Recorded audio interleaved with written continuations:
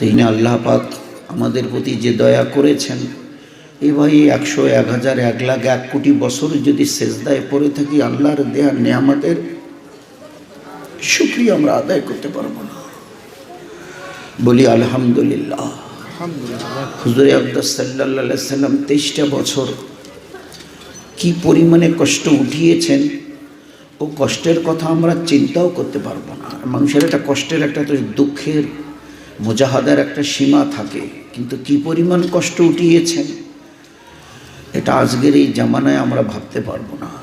অন্ততপক্ষে সেই নবীর প্রতি যার সুপারিশ শাফায়াত ব্যতিরেকে কেউ জান্নাতে যেতে পারবো না, তো সেই নবীর প্রতি যতবারই দরুদ পড়ি না কেন, একটু আমাদের হযরত মাওলানা শাইখুল হাদিস সাহেব বলে গেলেন যে ও এক বহুত বড় নিয়ামত আল্লাহ আমাদেরকে দিয়েছে, দয়ার নবী আর তামাম বিশ্বের নবী, গুটি কয়েক মানুষের নয়।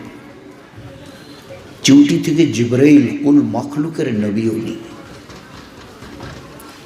এই জন্য সেই নবীর উপরে দরুদ পড়ি, বলি সাল্লাল্লাহু আলাইহি ওয়াসাল্লাম।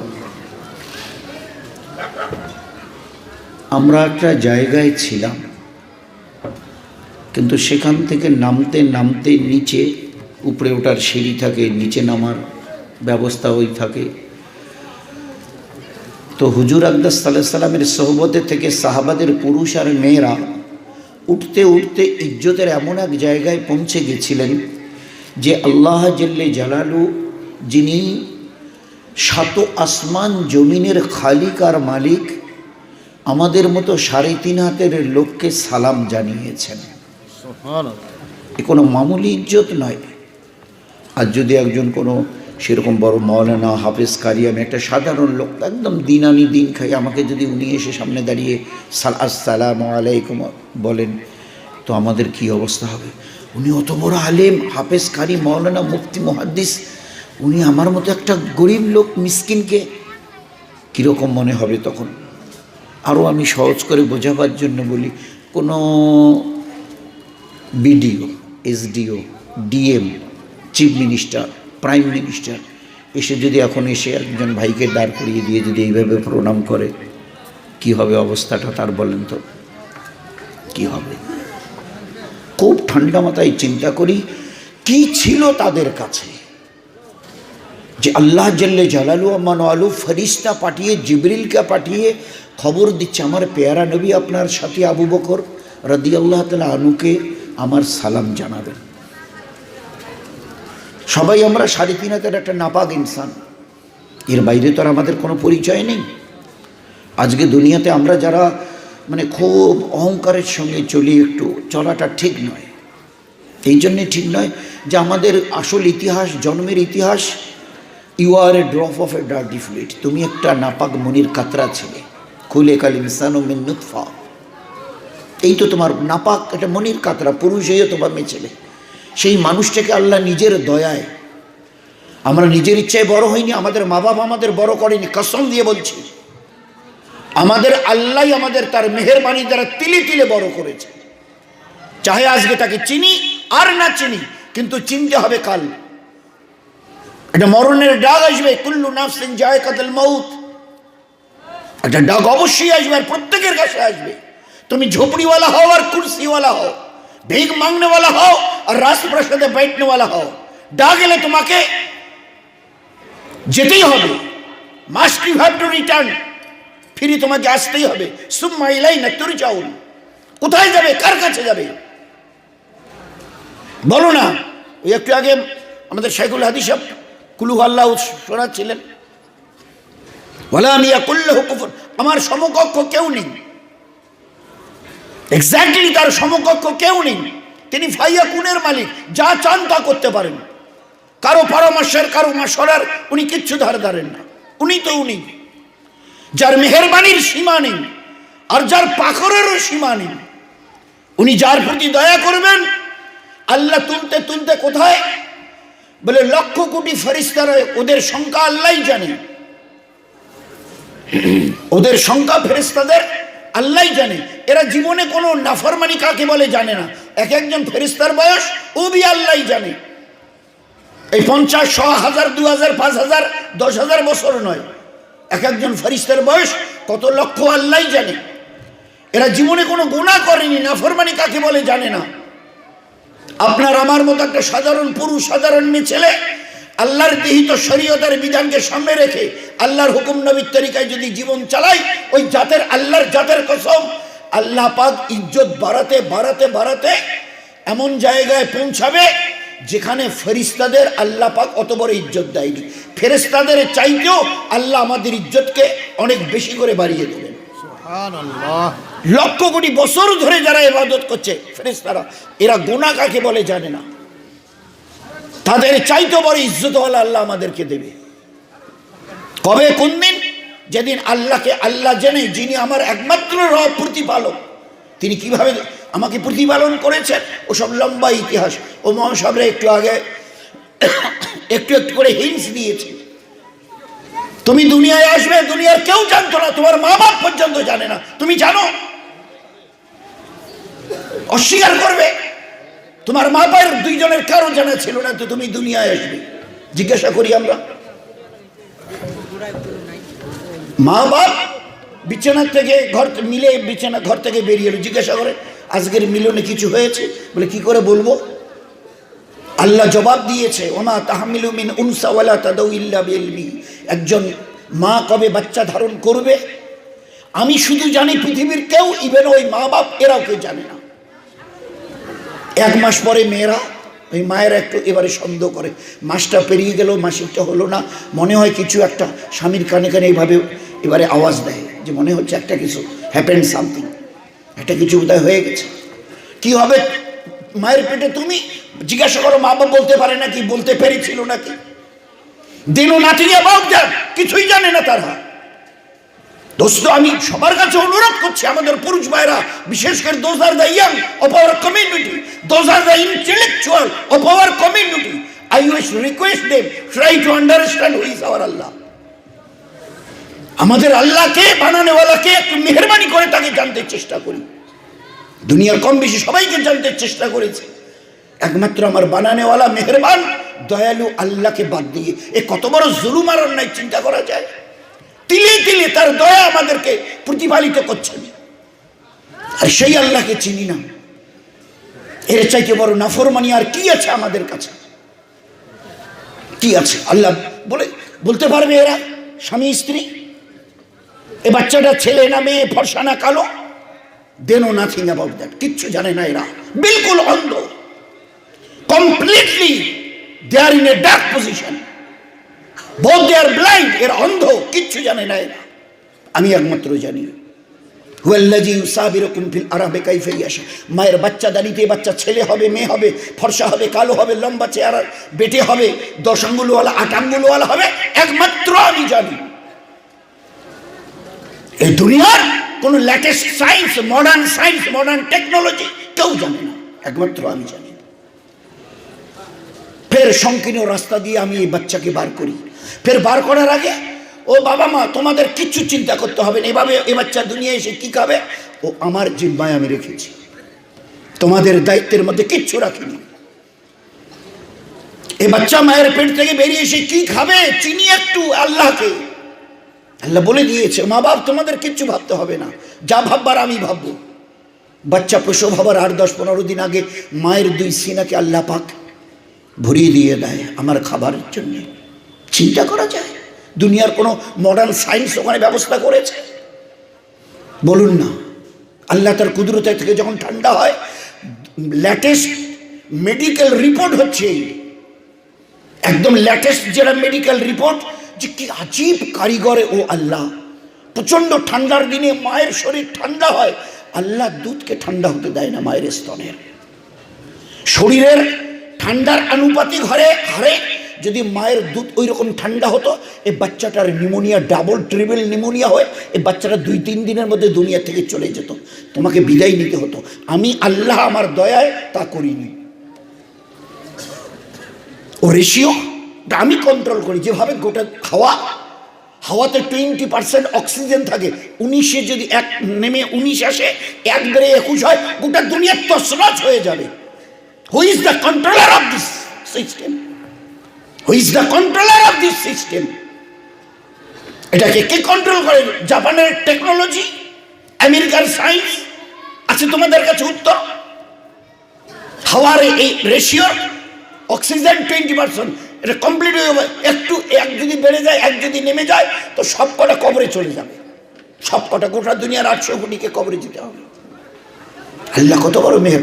ওইভাবে আমার মায়ের শরীর ঠান্ডা, কিন্তু স্তনের দুধকে আল্লাহ ঠান্ডা করতে দেয় না, হালকা হালকা গরম করে। সেই সময় আমরা বলি ঠান্ডা দিন একটু হালকা, একটু কুসুম কুসুম গরম পানি খাওয়াবেন। ও সিস্টেম আল্লাহ ওখান থেকে, ওই ইলেকট্রিক হিটার লাগাতে হয় না, আল্লাহ করে দিয়েছে। প্রচণ্ড যখন গরম, মায়ের শরীর এতটা ঘেমে যায়, ফ্যানের নিচে আমরা ঘামতে থাকি। আল্লাহ বলেন ওই গরমে মায়ের সিনার দুধ প্রচণ্ড গরম হয়, আমি তখন ওটার টেম্পারেচারকে নামিয়ে হালকা করে আনি।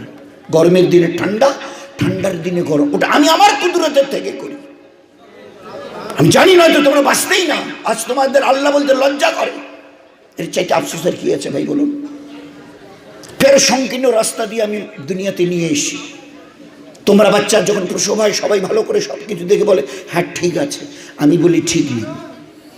কেন কেন দেখলাম তো, চোখ, কান, মুখ, নাক, হাত, পা, নখুন, চুল, ঝাঁকড়া সব ঠিক আছে, তা আপনি বলছেন যে না ঠিক নেই। তো আল্লাহ জবাব দিচ্ছে, আচ্ছা ওর ভালো করে দেখো তো মুখে দাঁত কটা আছে কি? বলো না, বাচ্চা প্রসব হওয়ার পরে যারা মেয়েরা ভেতরে থাকে ভালো করে দেখে, বাইরের লোকে রিপোর্ট দিতে হবে, তো অপেক্ষা করছে সবাই তার গার্জিয়ানরা। কি যে ভালো ঠিক আছে তো, সব ঠিক আছে দেখেছেন? বলে হাত, চোখ, কান, হাত, মুখ একেবারে সব ঠিক আছে, সব ওকে। আল্লাহ বলে ওকে নয়, মুখটা এইভাবে ঠোঁটটা টেনে ধরে দেখেছো কটা দাঁত আছে মুখে? তাহলে একটিও নেই। তো সব দিলাম দাঁত কটা? বলে তোমাকে বাঁচাবার জন্যে। এই জগতের বুকে বড় দাপনের সঙ্গে চালনেওয়ালা, শুধু তোমাকে বাঁচাবার জন্য আমি তোমার মুখে দাঁত কটা দিইনি। নয়তো তুমি ওই 2-4-5 দিনের বাচ্চা না, মায়ের কোলে তরপাতে তরপাতে, পায়ের নিচে পড়ে তরপাতে তরপাতে মরে যেতে, আমি আল্লাহ বলছি তরপাতে তরপাতে মরে যেতে, আমি তোমাকে হায়াত দিব বলে তোমার মুখে দাঁত কটা দিইনি। কেন কেন? সব কিছু পেয়েছো, ওই দাঁত কটা পেলে না? মায়ের ওই স্তনের নরম জায়গা দাঁত দিয়ে কেটে কেটে, কামড় দিয়ে দিয়ে, ক্ষত বিক্ষত করে ঘা করে দিতে। মায়ের হিম্মত হতো না সেকেন্ড টাইম তোমাকে কুলে তুলে নিয়ে দুধ পান করা। জানো তুমি? বলো না কতটা দয়ায় তোমাকে প্রতিপালিত করেছে। মায়ের চোখের সামনে তুমি কাতরাতে কাতরাতে মরে যেতে, কি করে দুধ পান করো? তোমার দুটোকে তুমি ক্ষত বিক্ষত করে দিয়েছো, ঘা করে দিয়েছো, ফুলে গেছে, ব্যথায় আর ওখানে মুখ লাগাতে দিত না তোমাকে, তুমি জানো। ফের কিছুটা যখন বড় হও, তখন আস্তে করে বার করি। তুমি একবার চিন্তা করো না, কে এই মহান স্রষ্টা? একবারও ভাবো না। এইটুক করে যখন দাঁত একটু বের হয়, সবাই বাক্যের আনন্দে আত্মহারা। দেখেছো আম্মা, তোমার দাঁত, নাতির দেখেছো দাঁত বেরিয়েছে? ও নানার বাড়ি, নানির বাড়ি, খালা বাড়ি, সব বাড়িতে খবর চলে যায় বাচ্চার দাঁত গজিয়েছে। হতে হতে এই পর্যন্ত হয়। আচ্ছা তারপরে বাড়ে না কেন গো? কে এটাকে এই পর্যন্ত তুলে এনে তারপরে রুখে দিয়েছে? আর বাড়িস না। আমার বান্দার চেহারা এতটা বিকট হবে, ও নিজের চেহারা আয়নায় দেখলে নিজের চিৎকার করে পড়ে মরে যাবে। আমি আল্লাহ দয়া করে ওকে বাঁচবার জন্যে এই পর্যন্ত তুলে এনে আর লেবেল করে আর ওকে বাড়তে দিইনি। নয়তো তোমরা উত্তর দেবে আমাকে, হাতের নখগুলো প্রতিদিন বাড়ে, সপ্তাহে সপ্তাহে কাটো, পায়ের নখ বাড়ে, মাথার চুল লম্বা হয়, চুলদারি বাড়ে, বলে সবই তো বাড়ে। তো ও কটা তো বেড়েছিল, ও তো ছিল না, বেড়ে ওখান থেকে গজিয়েছে, এই পর্যন্ত হয়েছে, তারপরে আর রুখে দিল কে? Who is that supreme power? কে সে? বলো না। নিচের দাঁতগুলো যদি এইভাবে বেড়ে এরকম লম্বা হতো, উপরের দাঁতগুলো যদি নিচের দিকে এইভাবে লম্বা হতো, তোমার চেহারাটা কত বিকট হতো। আর অপরে তো দূরের কথা, নিজের চেহারা নিজে থেকে দুনিয়ার থেকে হার্ট ফেল করে মরে যেতে, আধা কাপ চাও তুমি গিলতে পারতে না, জানো তুমি? ফের দুধ দাঁত দিয়ে হালকা হালকা জিনিস, কারণ এখনো তোমার পেটে কঠিন জিনিস, শক্ত জিনিস হজম করার মতো এখনো তোমার পেটে তাগদ আসেনি, স্টমাকে ও ডাইজেস্টিং ক্যাপাসিটি আসেনি, যার জন্য এগুলো হালকা দুধ দাঁত দিয়েছে। কিছুদিন পরে এগুলো সরিয়ে দেবো, তুমি চিন্তা করো না। হাদিসে পাকের মফহুম হলোই, এই বাচ্চাটা তখন দেখে ওর দাদা, ওর বুবু, ওর আব্বা, ওর আম্মা, ওর খালা খালু, ওর দাদু, দাদিমা এর কী যেন কর্মর করে খাচ্ছে। এক জুলজুল করে দেখে, আসমান থেকে আল্লাহ বলে তুই ঘাবড়াস নে, আমি এই শক্ত জিনিস তোকে খাওয়াবো। আসলে যে দাঁতগুলো এখন তোর কাছে আছে না, এগুলো হালকা জিনিস খাওয়াবার জন্য দিয়েছি, আমি এগুলোকে একটা একটা করে বিদায় করে দেবো। ফের আল্লাহ পাক এক এক এক এক করে ও জায়গায় খালি করে ভ্যাকেট, ফের আবার ওখান থেকে গজিয়ে এইবারে কাঁচা পেয়ারা দেন, হার দেন, আকুষার দেন, ও কর্মর করে চিবিয়ে খাবে। এ কার দয়া, এ কার দয়া বলো না? আজ পর্যন্ত চেননি? আরে প্রতিনিয়ত আমার দয়ায় বেঁচে আছো। আসমান থেকে বৃষ্টি 2, 3, 4 দিন ধরে চতুর্দিকে পানি থই থই হয়ে আছে। কদিন ধরে বৃষ্টি চলছে? বলে 4 দিন। দেখেন না, মানে মনে হয় যেন নদী বয়ে যাচ্ছে।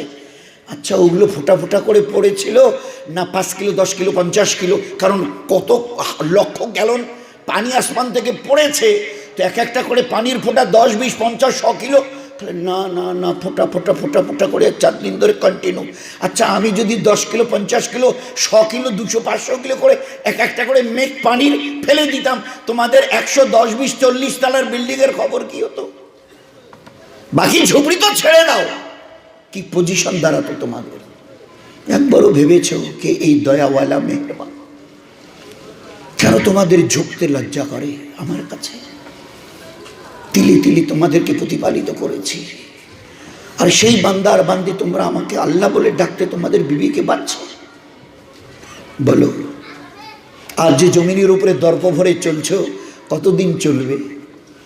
আজ ডাক যখন দেয়া হয়, অনুরোধ যখন, রিকোয়েস্ট, আর্নেস্ট রিকোয়েস্ট যখন করা হয়, ঘাড় ফিরিয়ে চলে যাচ্ছ। এ ঘর এইভাবে কতদিন ফেরাবে? বলো না, আজ বাদে কাল, আজ বাদে কাল এ ঘরকে নড়াতেও পারবে না, ফেরা তো দূরের কথা। ভাই আসসালামু আলাইকুম, একটু মসজিদে আসবেন? গটগট করে চলে যাচ্ছে। ভাই একটা কথা বলবো, সময় নেই, সময় নেই, এখন সময়, টাইম দিতে পারবো না। ওহো, আমি পাঠিয়েছি আর আমার এই জন্যে সময় নেই। বাড়ির এক একটা হাইওয়ান জানোয়ারের জন্য, গরু, বাছুর, ভেড়া, ছাগল, মুরগি, চড়াই, এদের জন্য, হাতটাকে কুকুর, বিড়ালের জন্য তোমার সময় আছে। হায় রে আফসোস, আমি তোমার বানানে আল্লাহ, আমার জন্য তোমার সময় নেই। তুমি কি বলতে চাও? দেখবে সময় আছে কিনা, শুধু হায়াতটাকে একটু বাড়িয়ে দেবো, আমার কিচ্ছু করতে হবে না। এ জিবরিল, এ মিকাইল, এ ইসরাফিল, এ আজরাইল, বোম, অ্যাটম বোম নিয়ে যাও তো, ফেঁকে দাও, কিচ্ছু করতে হবে না। ও আম্মিরহু নুনাক্কিসহু ফিল খালক, আমি তোমার হায়াত বয়সটাকে একটু বাড়িয়ে দেব। আর সে চোখ ঝাপসা দেখবে, হাত পা অবশ হবে, তোমাকে জিজ্ঞাসা না করে মাথার চুল সাদা হবে, দাঁত কটা তোমার থেকে বিদায় নিয়ে চলে যাবে, চামড়াগুলো নিচের দিকে ঝুলে যাবে, শেষ পর্যন্ত বিছানায় অথর্ব হয়ে পড়ে থাকবে। মাছি তোমার চোখের কোনায় বসে, গালে বসে রস চুষবে। এই দুনিয়ার ইতারনেওয়ালা ইনসান হিম্মত হবে না হাতটা তুলে মাছিটাকে তাড়াও। জানো তুমি? বলো না, আছে তোমার কাছে? Is there any satisfactory answer? আছে তোমার কাছে উত্তর? বলো।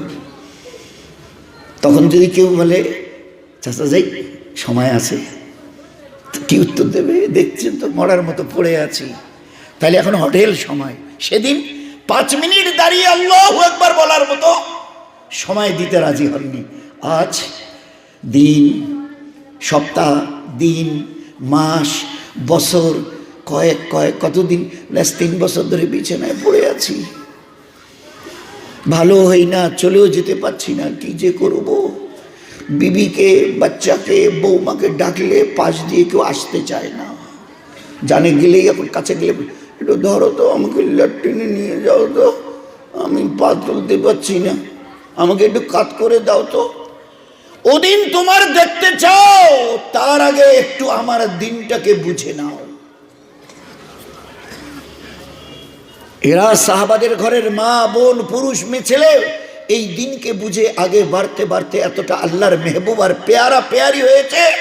আর 1450 বছর পরেও খালি যদি কেউ শোনে সৈয়দনা আবু বকর, ভাই রাজিয়াল্লাহ তাআলা সবাই পড়বেন, ভাই রাজিয়াল্লাহ তাআলা পড়েছেন, আল্লাহ এদের উপরে রাজি হয়ে গেছে গো, আল্লাহ এনাদের উপরে রাজি, এদের ইমান, এদের ইকিন, এদের ইবাদত, এদের তেলাওয়াত, এদের তসবিহ, এদের মেয়েদের পর্দা পুশিদা, বাচ্চাদের তালিম তরবিয়াত, বাড়ির এবং টাড়ির লোকের সঙ্গে মিষ্টি মধুর ব্যবহার, আর সংসারের সমস্ত কাজ, প্রত্যেকটা কাজকে নবীর সুন্নত তরিকায়।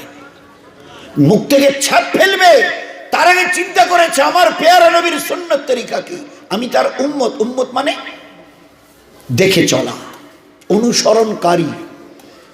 Those are the followers of that prophet, they are called উম্মা। তারাও মুসলমান, তারাই উম্মত যারা নবীকে দেখে। তা তুমি তো অনুসরণ করোই না, তুমি কিসের উম্মত? তুমি তো মুসলমানই নয়, তুমি কিসের মুসলমান? মুসলমান মানে মাননেওয়ালা। কাকে? দুইজনকে। মুসলমান মানে মাননেওয়ালা, পরিপূর্ণ বাংলাটা। মুসলমান মাননেওয়ালা কাকে মানে? আল্লাহ এবং তার রাসূলকে, যিনি আমাকে পাঠিয়েছেন দয়া করে এই তার দুনিয়াতে, আর যে আমাকে সঠিক পথের সন্ধান দিয়েছে জাহান্নাম থেকে বাঁচতে আর জান্নাতে যেতে, তিনি আমার নবী। যে উপকার আমার মা বাপ জীবনে করেনি, জন্ম দেওয়াটা, এটা যেন না মনে করি যে আমাদের আল্লাহ ওরকম মা বাপ ছাড়া দিতেই পারে না। আর বলেন না আমি তো কম জানি, আদম আলাইহিস সালামের আব্বার নাম কি, তার মায়ের নাম কি, মা হাওয়ার বাবা মার নাম কি? আমাদের নবীর 550 বছর আগে একজন নবী এসেছিল, ঈসা আলাইহিস সালাম, তার আব্বার নাম কি? আল্লাহ যদি দিতে চান তো মা বাপের কোনো প্রশ্ন নেই, কোনো প্রয়োজন রাখেননি। আল্লাহ পাক দেখিয়ে দিয়েছেন আমি কত বড় কুদরতওয়ালা। কিন্তু একটা সমাজ ব্যবস্থাকে কায়েম করার জন্য, একটা সুশৃঙ্খল সমাজকে তৈরি করবার জন্য আমি আল্লাহকে সমাজের বাঁধন তোমাদেরই দিয়েছি। আর ফের কাকে কতটা মানবে, কাকে কতটা রেসপেক্ট আর অনার দেবে, আমি নবীকে দিয়ে শুনিয়ে দিয়েছি। আমাদের ওলামা হযরতরা আছেন না, আল্লাহ ওনাদের জাযায়ে খায়ের দিক, ওরা তো আমাদের মাথার তাজ, সব মাথার তাজ। আম ভাবে বলে দিয়েছে, ও উম্মত, ও উম্মতে মুসলিমা শুনে নাও, চাই পুরুষ হও আর মেয়ে ছেলে হও, সমস্ত তোমাদের গুনাহ আর পাপের আযাব আল্লাহ মরণের পরে দেবে। মরণের পরে শুধু একটি মাত্র গুনার আযাব দুনিয়াতেও ভোগ করতে হবে, মরণের পরেও ভোগ করতে হবে। কি সেটা? বলছে ছেলে মেয়েদের জন্য মা বাপের নাফরমানি। মা বাপের সামনে ছেলে মেয়ে যদি নাফরমানি করে, অবাধ্য আচরণ করে, অথবা উল্টো সিধে একটু করা কচুলি কথা বলে, কচুলি করা কর্কশ ভাষায়, তো বলছে এর আযাব এত শক্ত যে দুনিয়াতে আল্লাহ পাক মা বাপের নাফরমানির আযাব দুনিয়াতে দেবে আর আখিরাতেও দেবে। এখান থেকে শুরু হবে আর জাহান্নামে গিয়ে ফেলে তারপরে চলতে থাকবে। বাকি সমস্ত গুনার আযাব মরণের পরে হবে। হ্যাঁ, এখানে ওই হাজতবাসের মতো কিছুটা আল্লাহ পাক একটু পিটিয়ে নেবেন, নয়তো আসল যা কিছু আযাব দেবার হতো মরণের পরে, কিন্তু মা বাপের নাফরমানি। তো আল্লাহ পাক এইরকম একজন নবী আমাদেরকে পাঠিয়েছেন, যার জন্য আমাদেরকে মুসলমান বলা হয়েছে, মাননেওয়ালা। আমরা উম্মত, অনুসরণ করে চলনেওয়ালা, মানে ইচ অ্যান্ড এভরি স্টেপ আমাদের নবীর প্রত্যেকটা পদক্ষেপকে আমরা দেখে দেখে চলবো।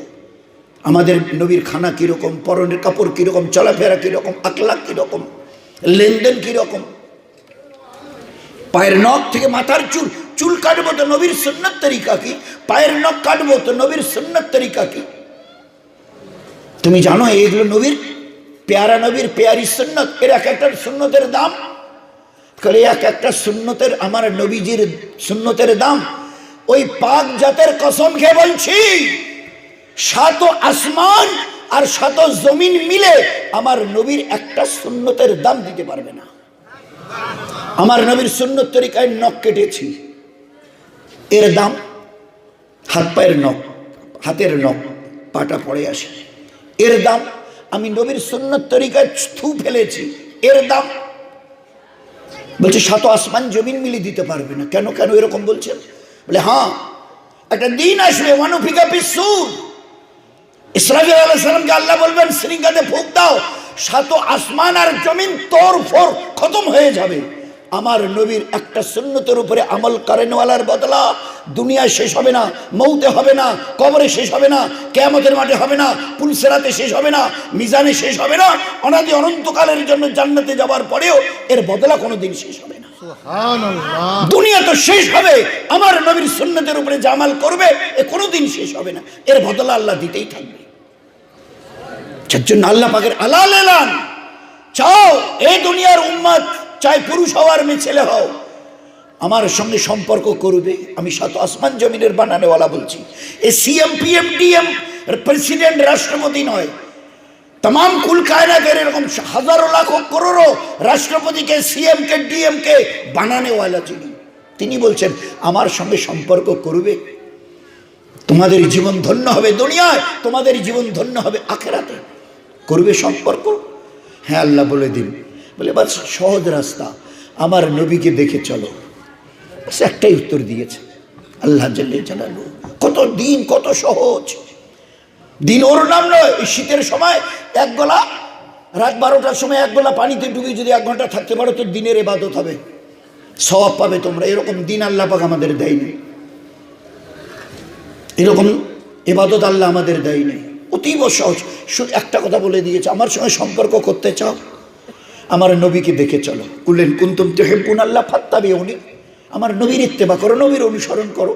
ইউহিব্বুকুমুল্লাহ, আমি আল্লাহ তোমাদের মহব্বত করবো। ওই ইয়াগফির লাকুম যুনুবাকুম, পিছনের সমস্ত গুনাহ আমি আল্লাহ কথা দিচ্ছি তোমাদের মাফ করে দেবো। কত সহজ রাস্তা, এর চাইতে আর সহজ রাস্তা কি আছে? এর উপরে যারা একটু চলেছিল, আল্লাহকে আর নবীকে সামনে রেখে যারা চলেছিল, হায় হায় কি পুরুষ, কি মেয়ে ছেলে, ইজ্জতের কোথায় আল্লাহ তাদের পৌঁছে দিয়েছে আমরা চিন্তা করতে পারছি না। ফের এমন এক নবীকে দিয়েছে যে দুনিয়াওয়ালা আজকের দুনিয়ার বাহার ডঙ্কা বাজাচ্ছে। কি ডঙ্কা বাজাও, আমার নবীর এক একটা সুন্নতের কাছে যেতে 1000 বছর, 1200 বছর, 1400, 1450, 1500 বছর লাগছে একটা সুন্নতকে বুঝতে। আমার নবীর গোটা জীবনের সুন্নত বুঝতে কত লক্ষ বছর লাগবে তোমাদের? একটু কম্পিউটারটা টিপে বলবে কি? এমন একজন নবীকে আল্লাহ আমাদের দিয়েছিল।